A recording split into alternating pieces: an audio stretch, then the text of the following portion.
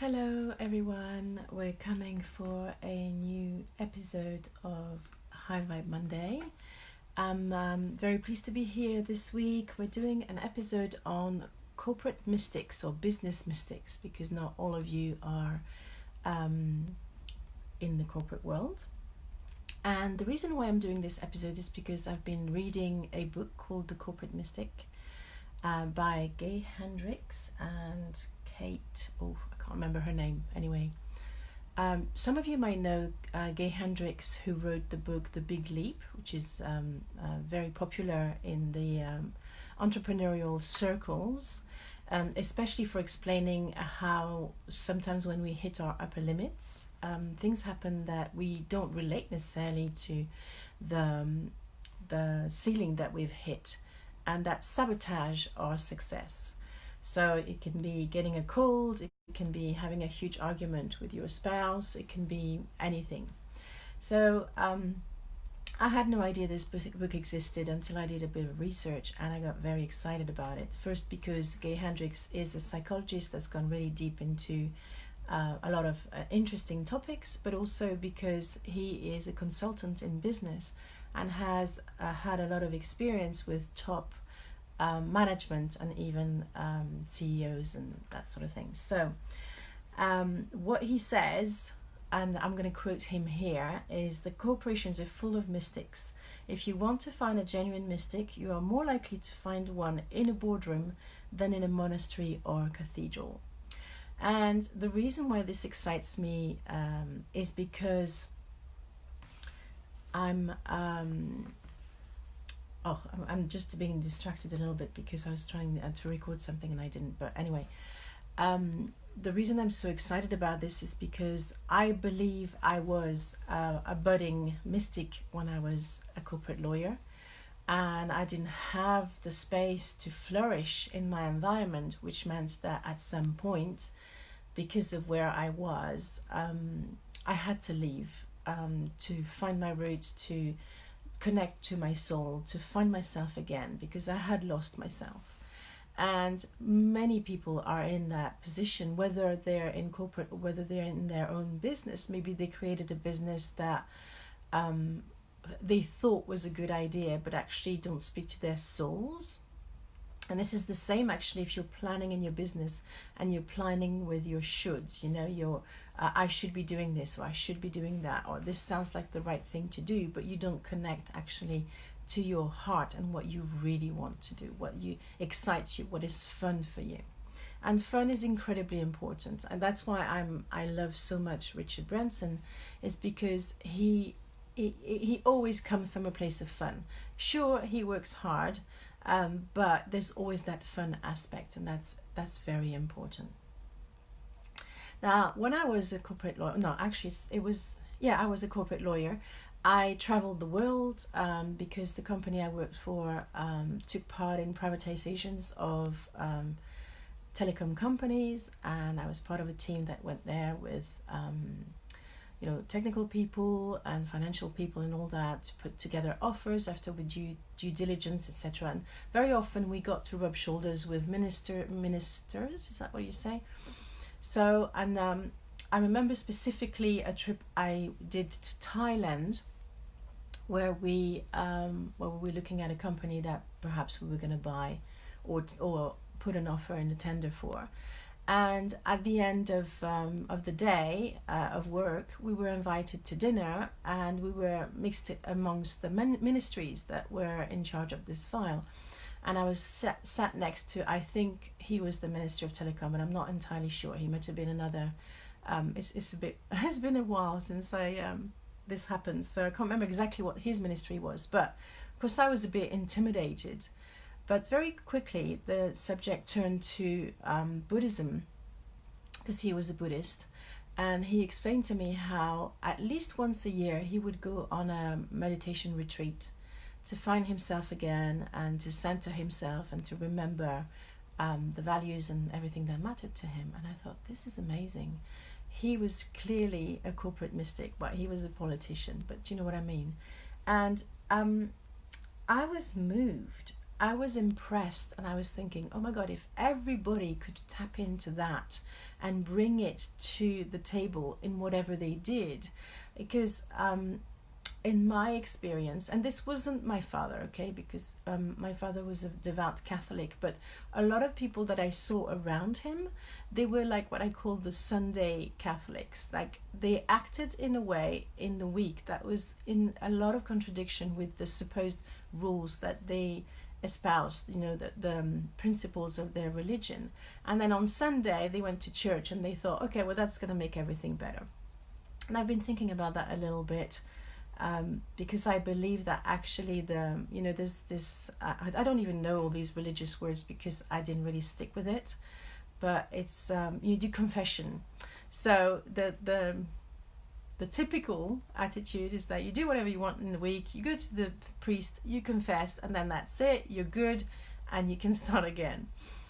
Now, I know this, I hope this is not going to offend people who are not like that, but what I'm trying to say here is there's that lack of integrity, almost like we're splitting ourselves. There's one part of us that, you know, is the churchgoer, and the part of us who isn't. And I'm not saying that I don't go to church, so what I'm trying to say here is that this is why this man impressed me so much, is that he took his, he was in all integrity, and he took everything with him wherever he went. And I think it really inspired. At that time, it really inspired me. At that time, I looked into Buddhism. Now I've come to the point where I'm a free spirit.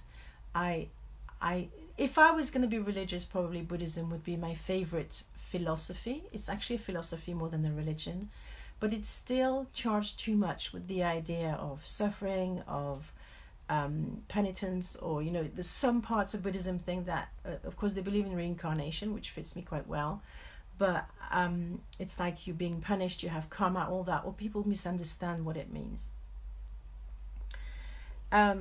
So for me, it was an encouragement on my journey as a corporate mystic, and I, throughout my life as a lawyer, I started reading a lot of books about reincarnation because it was a topic that fascinated me. I actually went to a Zazen practice every week. Actually, I was pregnant with my second child when I did that. I learned Tai Chi. I did all sorts of things that brought me this sense of peace and this sense of center and this sense of calm.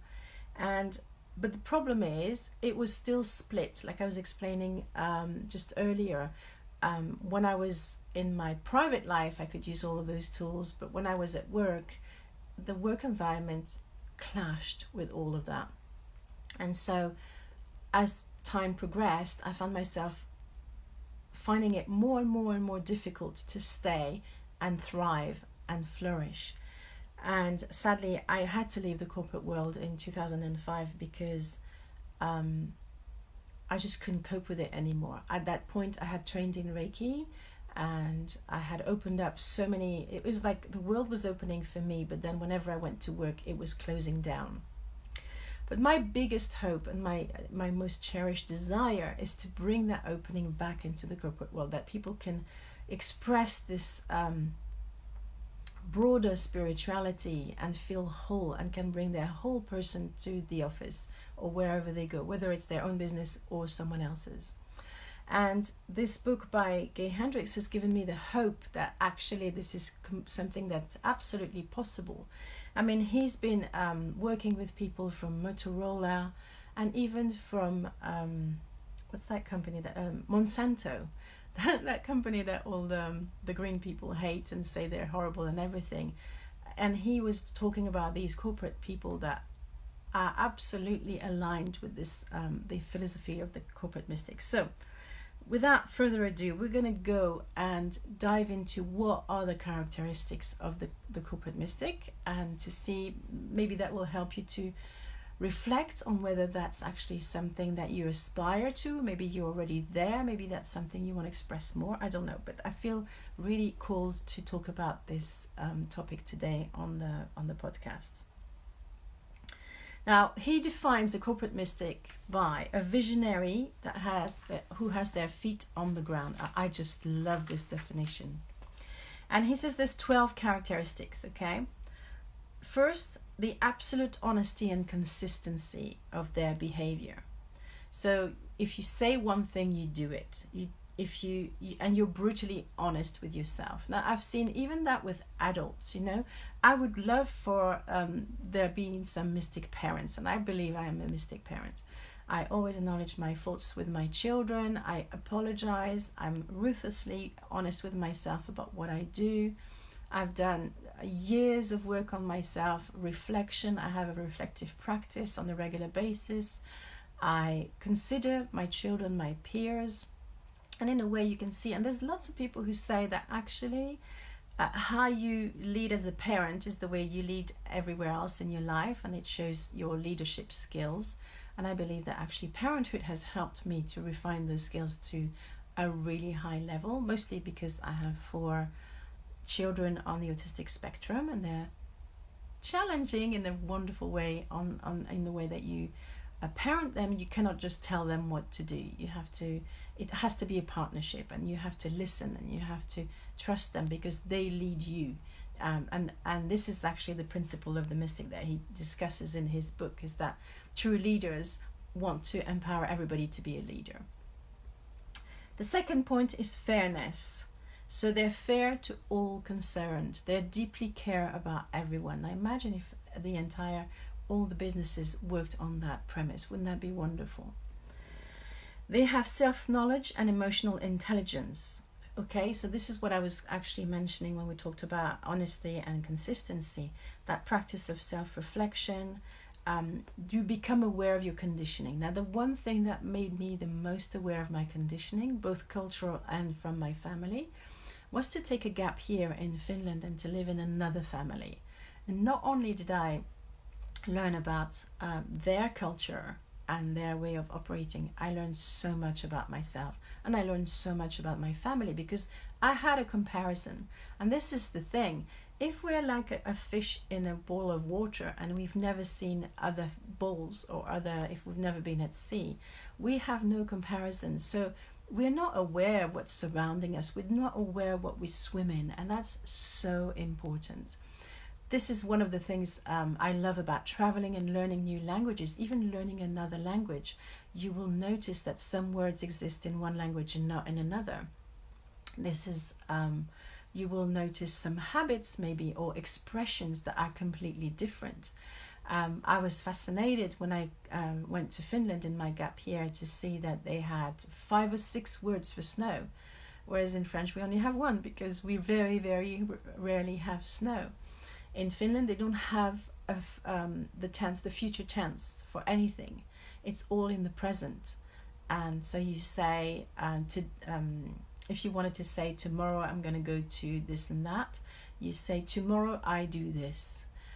This is just incredible, and I could give you thousands of examples because I actually speak 4 languages.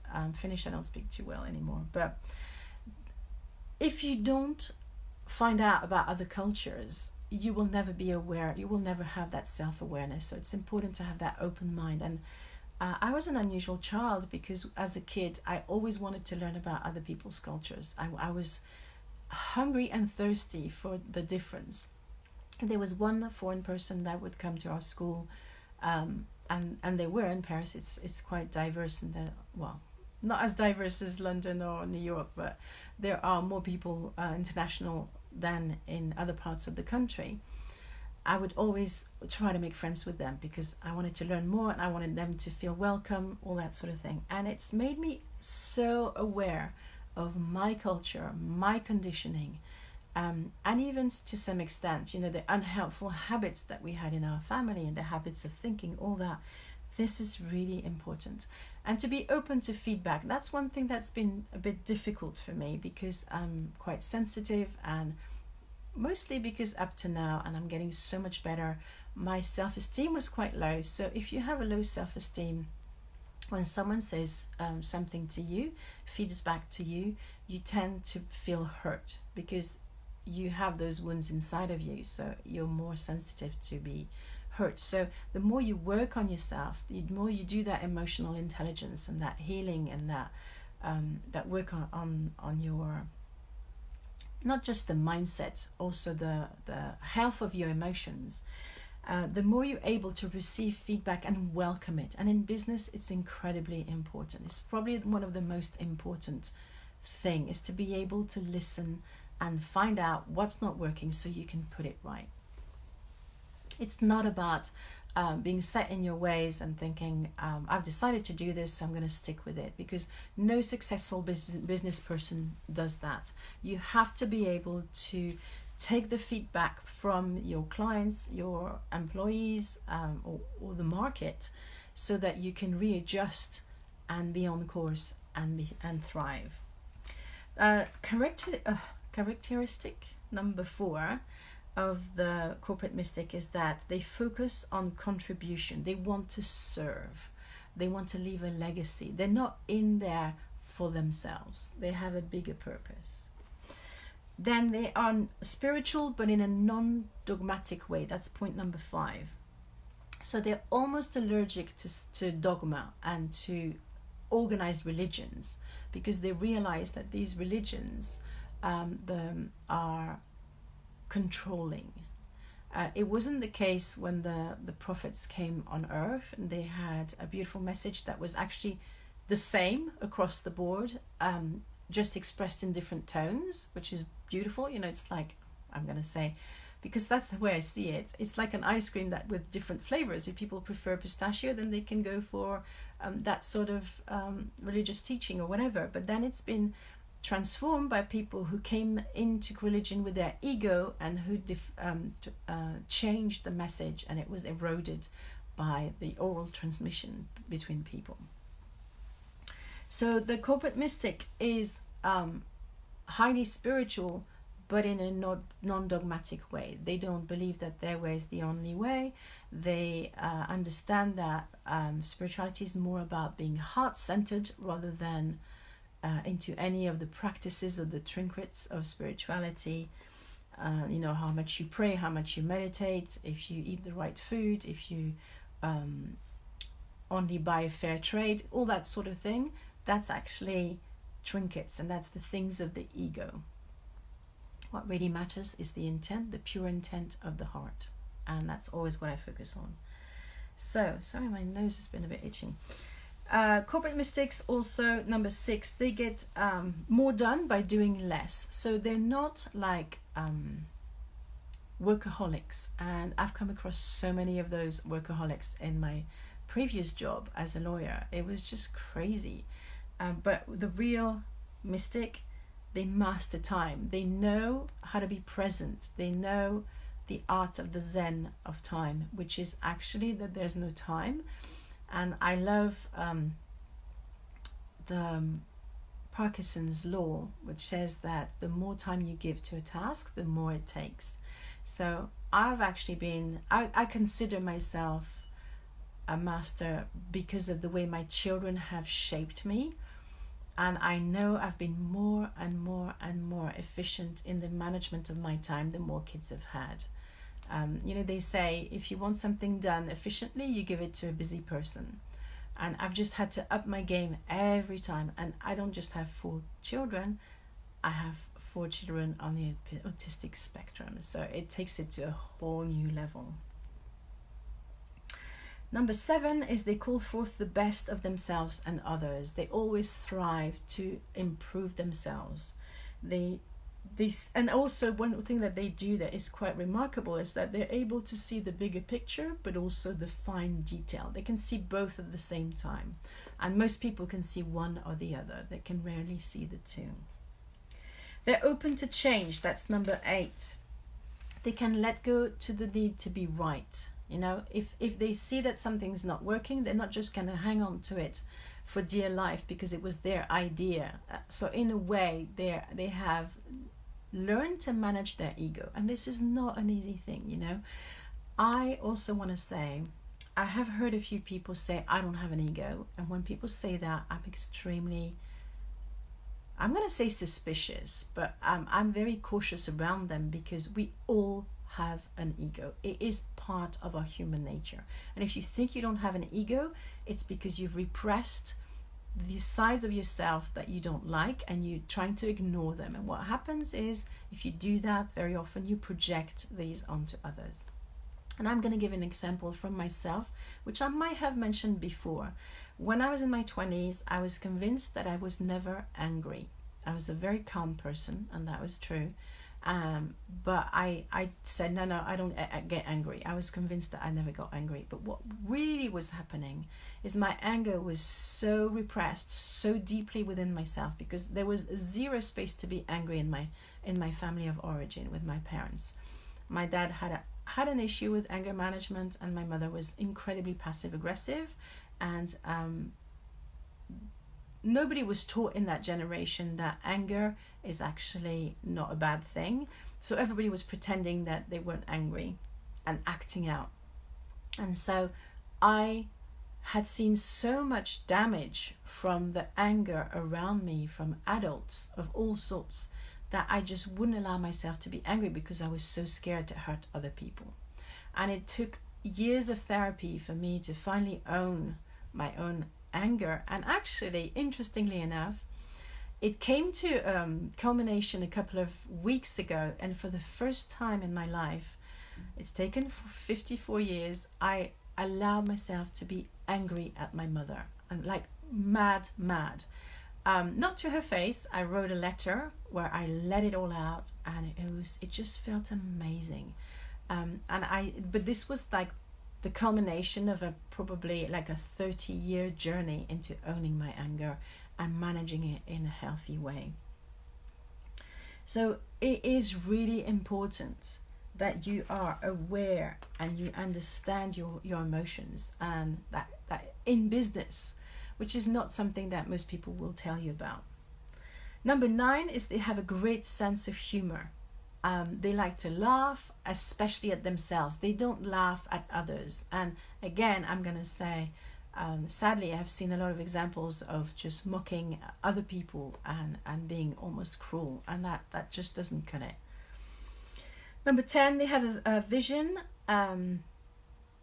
As I say, a big vision that they can see in the smallest details. It's almost like they live in multiple time zones. They live in the future and in the present, and they can move from one to the other, knowing how to take one from, so they know which step is next to get to the big picture. And that's something that I can help people with because of the way that I work in the Akashic Records. So I'll tell you at the end of this episode how you can work with me if that interests you. Number 11, they are unusually self-disciplined. That means they don't usually need someone else to tell them what to do or to remind them. They don't procrastinate because they are driven by passion. They have that passion in themselves that is so strong. And I'll give you another example, which was, it's always surprised me, but it's when I read this book that I realized, oh, so this is what it is about me, because I've rarely met someone who was so much self-driven. I had these deck of cards, oracle cards, that I wanted to design, and I'm very short in time, and my priorities are somewhere else in my business because I'm doing my masterclasses around big vision and everything else, intuitive business strategies. But this little project is quite dear to me because I'm a creative and I love pretty things, and this deck doesn't exist at the moment as far as I know, and I feel that it's very important. And I wanted to send it out to my graphic designer last week. And at the last moment, I was called to go and visit my son who needed me. So I had like 3 days of the week that I would have had to work on that deck that were literally taken away from my schedule. So I managed to I only had half an hour, and I finished the job and I sent it out. I wasn't sure I was going to have the time, but I found the time, and I was incredibly focused. And there was no one telling me, oh, you have to do this and you have to do that. I just did it on my own. And it's not to blow my own trumpet. It's just to say that when you're completely aligned with your vision, when you're completely doing what you want, what you love, and what fires you up, you're unstoppable. You just want to get on with it, including working on your mindset and clearing all the gremlins that might stop you. And then number 12 is you keep an eye on the balance in your life. So you make sure that there's 4 aspects, that your intimate life, your private life is balanced, that your work life is balanced, that your spirituality is honored, and that you are also part of a community. And that's very, very important. Now, you might be lucky to have a boss like that, or you might feel, yes, that's all, I'm not quite like that, I can see some aspects, but I would really aspire to be like that. Then I encourage you to work on that, and I would love to help you. What I've taken from this book, and I haven't finished reading it, but I'm keen to continue, is that what they talk about, these corporate mystics, are actually the intuitive leaders. They're committed to being a source for everyone, where people can come to them for inspiration and for that energy that empowers them. Now, what they say, what the authors say, which I found really interesting, is that the moment you start to focus on integrity, because it's a big part of leadership, you'll probably remember something that you did, something that you stole when you were 16 years old. That's what they say. And for me, there's one thing that sticks out. And I probably was like 6 or 7 years old. We went to a shop with my mum, and I wanted this little thing. It was a tiny camera on a keyring, and I thought it would be perfect for my Barbie doll. And I just wanted it so bad, and my mother said no, and I stole it. And this comes to my mind regularly, and I'm like thinking, oh my God, what did I do? And I didn't bring it back. I just hang on to it dear life. I probably still have it in my treasured memories. And it's not the only instance that I did that. Now, was I out of integrity? Yes, I was, but at the same time, I wasn't empowered. So, and there's no point judging your past self. What you really want to is to look at it and reflect and see how you could improve that, you know. It's like lying. People say, I can never trust someone who lies. But in my experience, I've seen how lying works. And very often, people who lie to others is because they're put in position where the other person is not ready to hear the truth. And that's so important. And I suppose you were, let's put a corporate situation on the table. You're with your boss, and they are clearly not ready to hear the truth about a file, for example. How do you say what you have to say if they're not ready? They're your boss, they might fire you. So you might be tempted to lie a little bit because they're not ready to hear the truth. And also because it's not safe to tell the truth. So just think about all these aspects, you know. It's very important to see the context, because the context is very often crucial to the action. And it's also because we don't feel empowered. We lie when we don't feel empowered. So instead of judging yourself, it's important to say, okay, well, how can I empower myself? How can I give myself the safe feeling that I can say actually what I want to say? What is the truth for me? Another example, it took me absolutely years to come out as a psychic. I still don't like the word. I prefer to call it intuitive in my own work, because I thought people would judge me. I thought people would consider me a lesser person professionally. I mean, I can't even imagine coming out as a psychic lawyer. That, I don't think that cuts it. The world's not ready for it. But this is what I was. I could find solutions to things without actually doing the research. Obviously, I did the research afterwards to make sure that my intuition was right.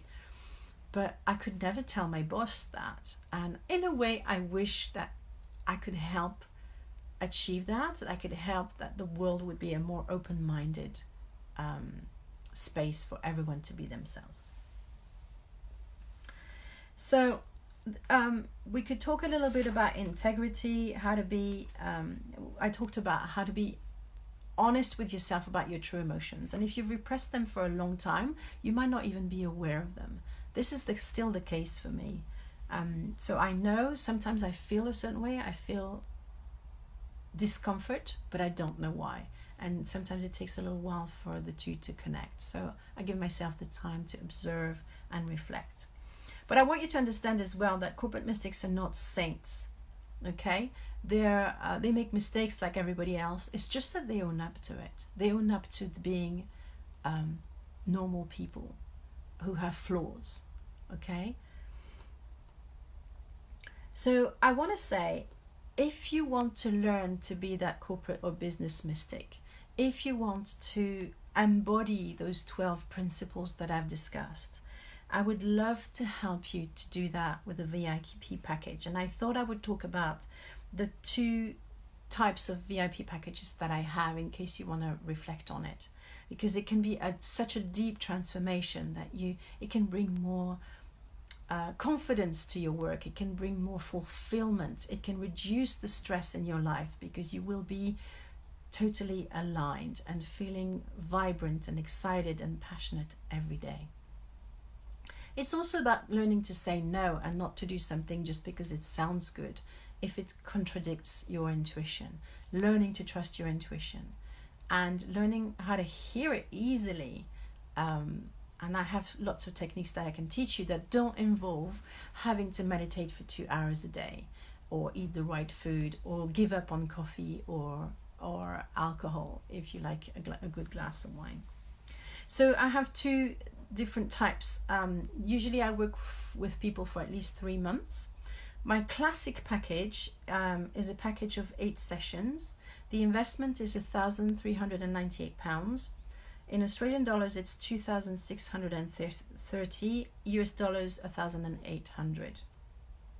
We do Facebook coaching between sessions, and you can have access to one of my self-study courses that are worth £299. So at the moment I have 3, but I'm planning to do a 4th one in the spring. So at the moment you have an energy intelligence for sensitive and empathic entrepreneurs.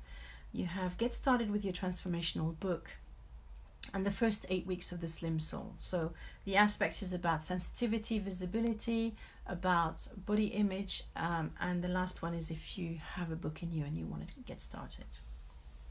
So in the first month, we set the foundations. So you have 4 sessions, 1 weekly. And in the month 2 and 3, you have 2 sessions per month, but you have the group. I created as a Facebook group just for you and me. So if you're not on Facebook, that's going to be a bit difficult. We could do it by email, but I don't think it works that well. You could just create a Facebook account just for that, so that we can have that. I call it a sacred space where we can interact. I can post videos. I can share resources. It's a really and I'm there all the time, apart from when I'm on holiday, like 4 weeks per year. But then we agree. I'll let you know exactly when that is. So that's my classic package, and with these packages I've taught people some basics around online business. If you want to take your business from person to person, in real life, so to speak, business onto online, I can help with that. I've helped people with confidence on Facebook. I've helped people who wanted to hone their intuition. I've helped people write their books. It doesn't matter what you want to improve. I can help you with that. I can help with messaging, because I can tune into the energy of your business, which is the way that I'm able to know everything that's relevant to your business. And I'm going to give you an example about how intuition works in business. I was shown an image back in May, and it was a wheel, like one of those wheels of old carriages that has a spoke and then a center and then little, I don't know what they're called. And I had no idea what it meant, and I was like, why am I seeing this? There was no context. I wasn't able to pin it to something. And then literally a week later, I saw someone post about hub marketing. They had just done a training in hub marketing, and when I did purchase the book, it was an ebook. The exact image of what I had been shown was on the cover of that ebook. So I had no notion of what hub marketing was, and thanks to my intuition, I found the right information. This is what I can do for you as well. I don't need to know what business you're in. I don't need to understand the niceties and the details, because I can tune into the energy and I'm given the information that I need. And the second type of VIP package that I offer is called, it's a brand new one, it's called what I call my power package. Because recently I've offered 15 minutes sessions to people, and I can do so much in 15 minutes. If you're interested in checking it out, I have a specific page on my website about these. You will be able to find it on the first, on the welcome page under the power session, 15-minute power session. There's a link. You can watch 3 videos of ladies that have agreed for me to share the recording of their sessions publicly, and I'm incredibly grateful to them. So on the back of that, I've designed a new package which is a little bit more affordable, and it's also for people who are so self-driven that they know they don't need a whole hour with someone. They want accountability and guidance once a week, 15 minutes for 3 months, and the package is £933, which in Australian dollars is 1,750, US dollars 1,200. So that's the 2 different packages that I can work on with you. If you're interested, go to my website, which is icanhelpyouthrive.com, and click on the VIP chat so you can book a 20-minute chat with me to see if we're a good match. You'll be able to ask me any questions. I'll ask you questions as well, because I don't work with just anyone. And just to say, I work with women. Or female entrepreneurs. It can also be someone who's in a job and who wants to create a business on the side because they want to leave their job. So that's perfectly possible. And I have lots of strategies to help people who are short of time, because I have the same constraint. I home educate my kids. I only have a certain number of hours per week to work on my business. So I know how to be incredibly efficient with my time, and I can help my clients with that. So this concludes today's episode. Thank you so much for listening. And next week I'll be interviewing Jax Palazzo, who's a business kinesiologist. So I'm really excited to have her. Then I will have a break over the Christmas period, and we'll start again in January. Thank you so much, and see you next week. Bye.